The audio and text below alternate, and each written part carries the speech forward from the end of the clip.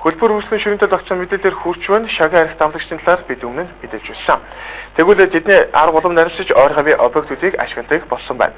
Баянгол дүүргийн 9-р хороонд байдаг шагчдын архийг өчигдөр цагдаагийн байгууллагын хурааджээ. Баянгол дүүргийн 9-р хорооны нутаг дэвсгэр гэмтлийн эмнэлгийн автобусны буудлын хойд талд шагийн арх зардаг хүмүүсийн арга нь улам нарийслаа. Тэд өмнө хогийн шавны гадна талд арх шар аргаа тавьж борлуулдаг байсан бол өнөөдөр артлынхаа Глади гэдэг нэртэй зочдлын коридорт арх хадгалж мөн зурдын адилаар үйлчлэгчтэйгээ болцсон газартаа авчирч зардаг болохыг тогтоолоо. Хоёр эрдэнэ гэдэг нэртэй жижиг дэлгүүрийн үүдэнд энэ хүмүүс энгийн мэт зогсох, цагдаа нарын шалгахаар ирэх үед бусдаж нуугдаж алга болно. Харин бусад бүх үед том хэмжээгээр савлсан арх шар аргийг ингэж нуусаар борлуулж байна. Үслэхэнд мэдээг үзэж байгаа. Тэгэхээр олон үзэгчдээс энэ Баянгол Тэгэхээр одоо гинтийн хэмжээ хойтлын автобусны буудлын дээр буюу энэ одоо арх согтруулахунд шөнийн цагаар дамын үнээр зарж байна гэсэн мэдээлэл ирдэг. Энэ дагууч биднээс нэгний өдөрч таахынд бас мэдээг бэлтгэж үзүүлж ирсэн.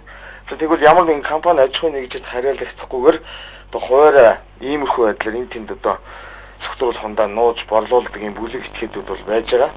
Тэгээ удаадараа бас бид таахынд мэдээлэл бэлдэж үзүүлж ирсэн боловч энэ хүмүүсийн үйл ажиллагаа бол талхан зогсоодоогүй.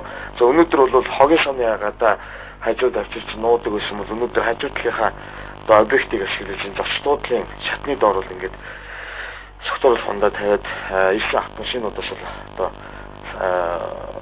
асуугаад ингээд зарж байгаа энэ нөхдөд байж байгаа. Тэгэхээр ер нь Баянголч гэхдээ бусад дүүрэгт байгаа нэг иймэрхүү үйл ажиллагаа явуулдаг хүмүүсийг одоо нийслэн журмаар зэхлэх шаардлагатай байна. Тухайн үед Баянгол дүүргийн цагдаа нар бидэнтэй хамт байж энэ хэсэгт үзлэг хийснээр 10 ширхэг савлгаатай шар ариг бусад тооны архийг протоколдож хураалаа.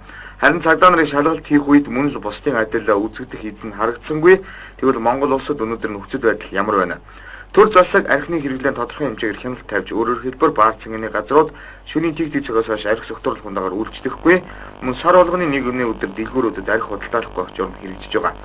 Түүнчлэн 8 нэрийн дэлгүүрүүдэд арх согтруулах хундаад худалдаалах тусгай зөвшөөрлийн үнийг өнгөрсөн жилээс эхлэн нэмэгдүүлсэн. Товчхондоо бол Монголын төр арх согтруулах хундааг худалдаалах түүгээр үйлчлэхэд тодорхой хэмжээнд хяналт тавьж чадаж байгаа. Үүнээс илүү хяналт хэрэгтэй юу гэвэл үгүй. Цагдаагийн байгууллагаас гаргасан судалгаанаас үзэж байхад онц хүнд гэмт хэрэгүүдийн 72% буюу ямар нэгэн архитай холбоотой гэсэн тоо байна.